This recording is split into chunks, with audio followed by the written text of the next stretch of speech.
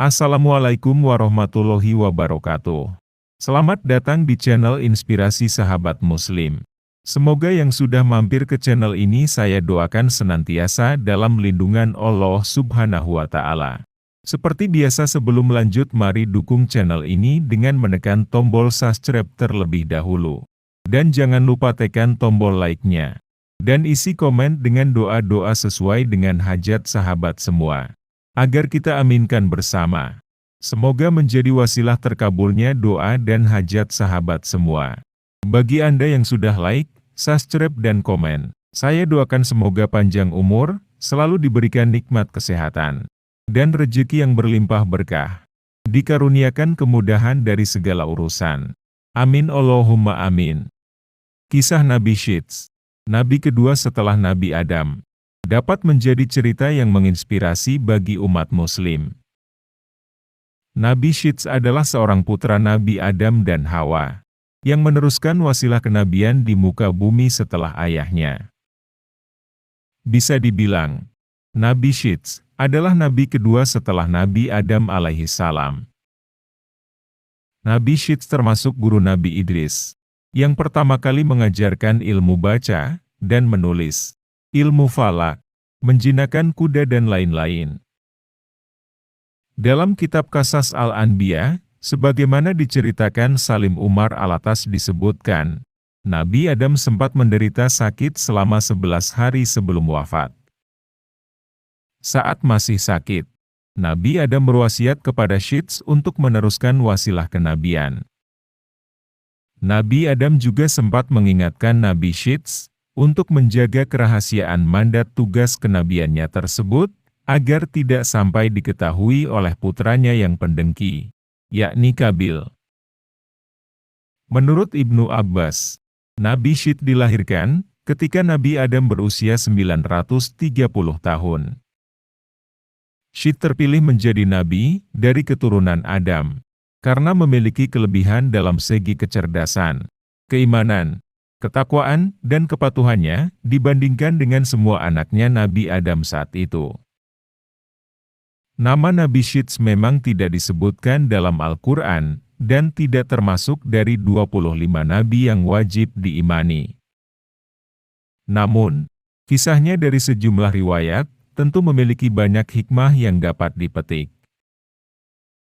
Kisah tentang Nabi Syits salah satunya terdapat dalam Qasas Al-Anbiya, dan disebutkan bahwa ia menerima perintah dari Allah Azza wa Jalla dalam 50 suhuf, yakni wahyu Allah yang tertulis di dalam lembaran-lembaran.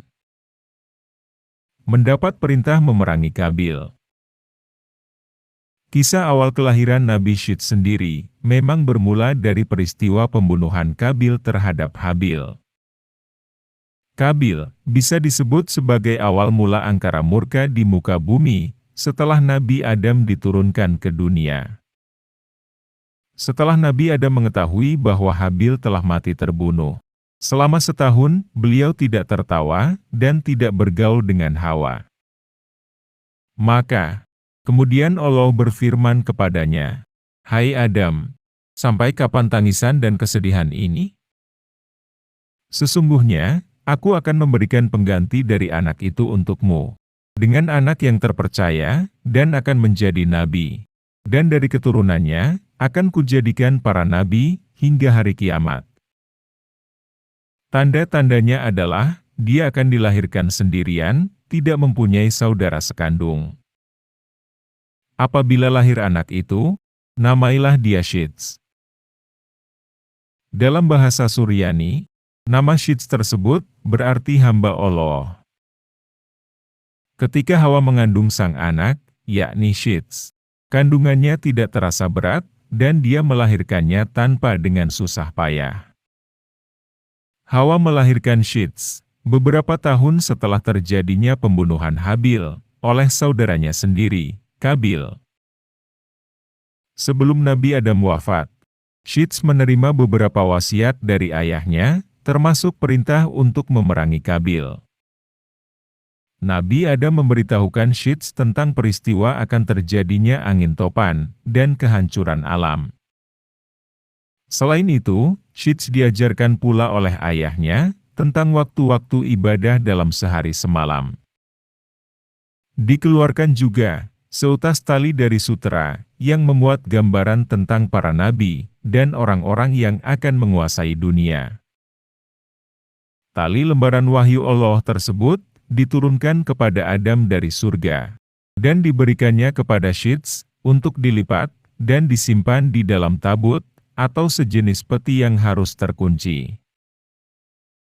Nabi Adam lalu mencabut beberapa lembar rambut dari janggutnya dan meletakkannya ke dalam tabut tersebut sambil berkata, "Wahai anakku, ambillah rambut-rambut ini dan bawalah bersamamu ketika menghadapi urusan yang penting.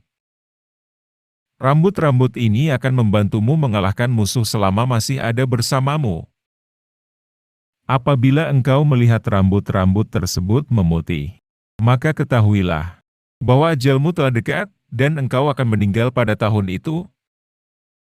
Kemudian Nabi Adam mencopot cincinnya dan memberikannya kepada Sheets, serta menyerahkan tabut dan suhuf yang telah diturunkan kepadanya. Kemudian sang ayah, Nabi Adam berkata, "Wahai anakku, perangilah saudaramu, Kabil. Sesungguhnya Allah akan menolongmu untuk mengalahkannya." Demikianlah wasiat terakhir yang disampaikan oleh Nabi Adam kepada anaknya, Nabi Sheets. Hal itu kemudian berujung pada peperangan pertama di muka bumi, setelah Nabi Adam diturunkan ke dunia. Dalam peperangan tersebut, Kabil kalah dan akhirnya menjadi tawanan. Kedua tangan Kabil dibelenggu ke atas pundak, dan ia ditahan di tempat yang sangat panas hingga meninggal. Wallahu a'lam bishawab. Demikian sepenggal kisah dari Nabi Sheets, nabi kedua setelah Nabi Adam alaihi salam. Semoga bermanfaat.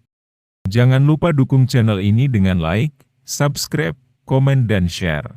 Serta klik tombol lonceng agar mendapatkan notifikasi video inspiratif sahabat muslim lainnya.